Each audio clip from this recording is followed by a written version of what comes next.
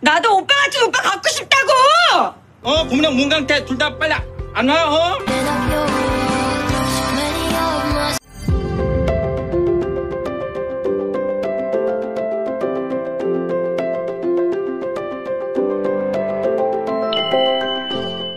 Malam itu Munyong lagi ngeliatin bunga yang dikasih sama Gangtai waktu itu. Munyong mengenang saat-saat Gangtai ngasih bunga itu. Sementara di rumah sakit, Gangtai bener-bener panik karena takut Munyong kenapa-napa. Gangtai langsung bergegas ke rumah Munyong. Gak lama kemudian Bu Okran ngetuk-ngetuk pintu rumahnya Munyong. Pas Munyong keluar, Bu Okran ngucapin ulang tahun buat Munyong. Dia kemudian masuk.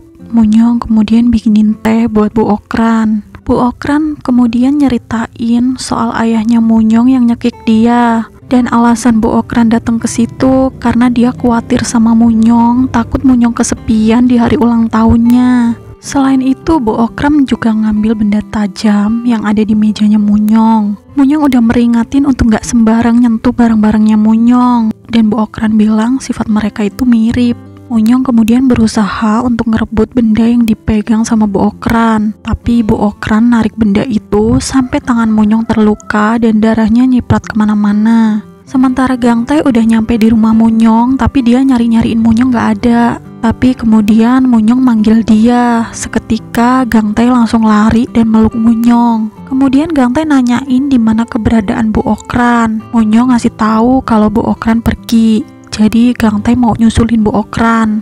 Tapi gara-gara itu Munyong jadi kesel. Dia ngomong sama Gangtai kalau selama ini Gangtai itu cuma mentingin Sangtai. Bahkan dia lebih mentingin para pasien daripada Munyong. Munyong kemudian ngambek dan masuk ke kamarnya. Dan gak disangka-sangka ternyata Gangtai datang ke kamarnya Munyong. Walaupun Munyong pura-pura tidur, Gangtai tetap duduk di dekat Munyong dan ngebalut lukanya Munyong. Munyong kemudian ngomel-ngomel. Dia bilang kalau lukanya itu gak seberapa sakit dibanding omongannya Gangtai waktu itu. Gangtai nyuruh Munyong untuk ngitung dalam hitungan ketiga kalau dia udah gak bisa nahan diri. Tapi dalam hitungan ketiga, Gangtai justru malah mencium Munyong. Karena muka mereka sama-sama merah, Gangtai kemudian ngasih tahu kalau sekarang dia lagi sakit.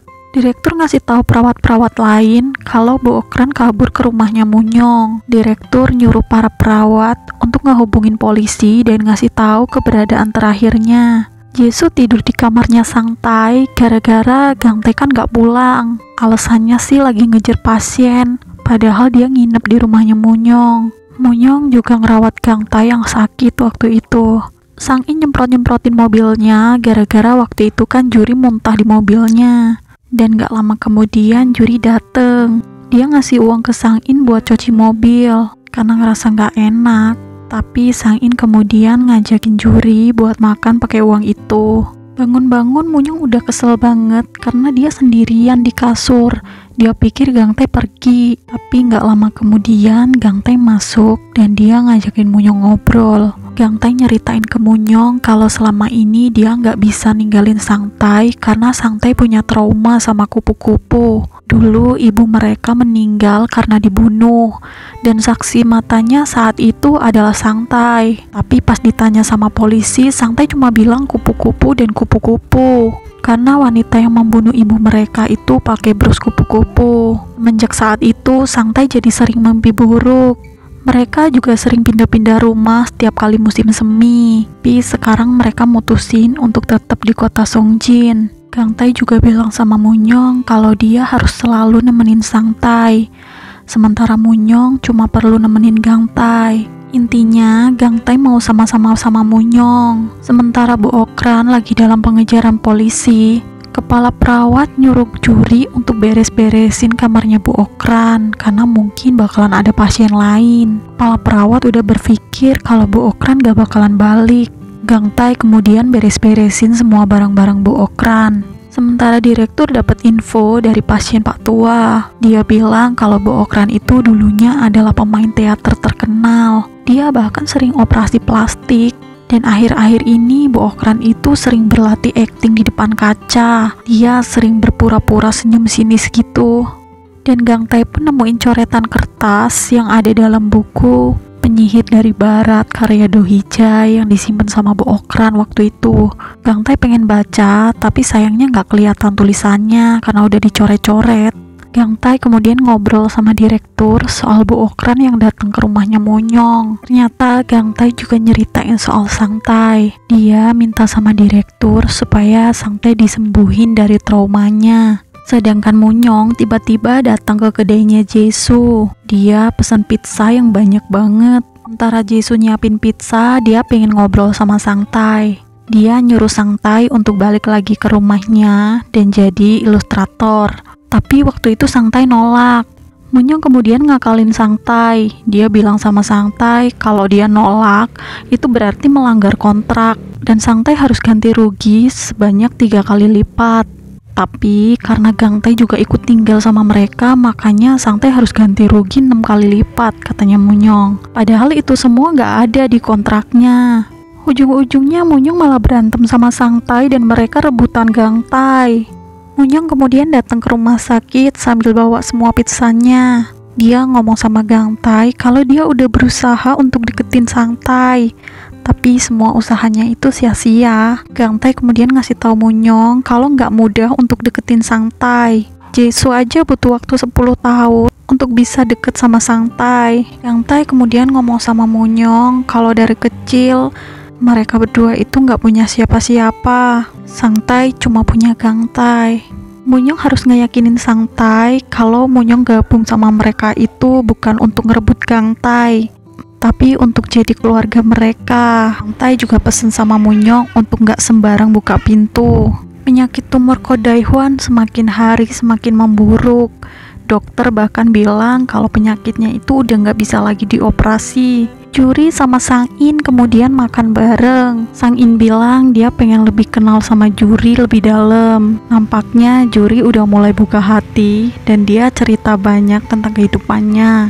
Sang Tai lihat isi celengannya karena dia mau ngebayar dendanya ke Monyong. Tapi nggak lama kemudian ada Gang Tai yang manggil-manggilin dia. Dia kemudian nonton kartun favoritnya, Kogildong. Kogildong itu adalah orang asing yang masuk dalam sebuah keluarga. Dan Gang Tai ngeyakinin Sang Tai soal Monyong melalui perumpamaan Kogildong. Keesokan harinya Sang Tai ngelukis di dinding rumah sakit. Lukisannya udah hampir selesai. Tapi kemudian direktur dateng dan dia nanyain kok nggak ada satupun kupu-kupu dalam lukisannya dia. Direktur nyuruh Sang Tai untuk ngegambar kupu-kupu. Karena kalau enggak, Sang Tai nggak bakalan dibayar. Tapi Sang Tai tetap kekeh dan dia nggak mau ngegambar kupu-kupu. Dia kemudian nganggep direktur itu seorang pembohong dan penipu. Dia bahkan ngambek dan udah nggak mau ngelukis lagi. Dia keluar dari rumah sakit sambil bawa semua alat lukisannya. Sesampainya di rumah, Sang Tai bener-bener ngambek dan dia nyumput di balik selimut. Dia bahkan gak mau ketemu direktur lagi. Gang Tai udah maksa-maksa Sang Tai untuk bersikap dewasa, tapi tetap aja dia tuh kekanak-kanakan. Karena mereka saling ngotot, akhirnya mereka berdua berantem. Biasanya Gang Tai selalu ngalah dan dipukulin sama kakaknya. Tapi kali ini Gang Tai yang lawan. Mereka berdua sampai babak belur. Tapi anehnya setelah ngelawan kakaknya, Gang Tai ngerasa lega. Monyong tiba-tiba ngecat Gang Tai dan dia bilang dia lapar. Gang Tai sama sekali nggak bales chat Monyong sama sekali. Tapi tiba-tiba Gang Tai datang ke rumahnya Monyong. Dia kemudian ngajakin Monyong buat makan. Pas lagi makan, Monyong nanyain kenapa Gang Tai babak belur. Dan dia cerita kalau dia berantem sama Sang Tai. Selama hidupnya, Gang Tai punya 3 keinginan. Dan dia udah berhasil ngabulin 2 keinginannya. Dia pengen bepergian dan berantem sama Sang Tai. Tapi keinginan ketiga serasa nggak mungkin dia kabulin. Karena dia pengen pakai seragam sekolah dan ngerasain nuansa sekolah. Pas lagi tidur, tiba-tiba Gang Tai ngigo. Dia sambil ngomong kalau dia suka sama seseorang. Kebetulan waktu itu Sang Tai bangun. Lihat ekspresi mukanya Gang Tai, dia langsung lihat gambar ekspresi gitu di kamarnya. Karena itu dia jadi tahu kalau sekarang ini Gang Tai lagi bahagia. Seumur-umur baru kali ini Sang Tai ngeliat ekspresi muka Gang Tai bahagia kayak gitu. Sementara Seng Jai bener-bener gak bisa tidur semenjak dia tinggal di rumahnya Monyong. Sang In semangat banget datang ke ruangan Munyong, karena biasanya kalau Munyong udah duduk di depan laptop gitu, dia pasti lagi nulis. Munyong udah mulai nulis karya barunya, tapi dia belum tahu judulnya apa dan juga pesan moralnya. Dan ilustratornya tentu aja Sang Tai. Sang In ngasih tahu Munyong soal keadaan ayahnya yang semakin memburuk. Ayahnya bahkan udah gak bisa lagi dioperasi. Tapi Munyong gak peduli. Dia bilang dia sudah jadi anak yatim piatu semenjak umur 12 tahun. Sekarang ini yang tersisa dari ayahnya cuma cangkangnya aja. Sementara Gang Tai yang lagi ada di rumah sakit, tiba-tiba dapat telepon dari Sang Tai. Sang Tai ngajakin dia makan di sebuah restoran. Gak lama kemudian Munyong nelpon Gang Tai dan ngajakin Gang Tai makan. Tapi Gang Tai gak bisa karena dia udah ada janji sama Sang Tai. Tapi Munyong kemudian minta kasih tahu di mana lokasi mereka makan. Sang Tai kemudian ngajakin Gang Tai buat makan. Dia motongin daging buat Gang Tai. Sang Tai bahkan yang ngebayar makanannya. Dia bahkan ngasih uang saku buat Gang Tai. Pas mereka mau pulang, tiba-tiba Munyong muncul dan dia minta dibayarin sama Sang Tai. Tapi Sang Tai gak peduli. Pas lagi jalan, Munyong bilang sama Sang Tai kalau dia itu bener-bener anak yatim piatu. Dia gak punya siapapun untuk diajakin makan. Dia juga pengen punya kakak kayak Sang Tai. Awalnya Sang Tai gak peduli dan dia manggilin Gang Tai untuk cepet ikut dia. Tapi mereka berdua diem aja. Kemudian Sang Tai manggil Munyong dan nyuruh Munyong untuk ikut juga sama mereka. Secara gak langsung Munyong udah diterima jadi anggota keluarga mereka. Karena sekarang Munyong udah diterima sama Sang Tai, mereka berdua kemudian pindah lagi ke rumahnya Munyong. Malam-malam tiba-tiba ada seseorang yang masuk ke ruang bawah tanah. Kayaknya orang itu adalah ibunya Munyong. Dia ngeliat beberapa lukisan yang ada di ruangan itu. Dan alur cerita film It's Okay to Not Be Okay episode 11 pun sudah selesai. Gimana nih menurut kalian? Makin seru banget kan ceritanya? Next, aku bakalan ceritain episode selanjutnya. Stay tune terus ya.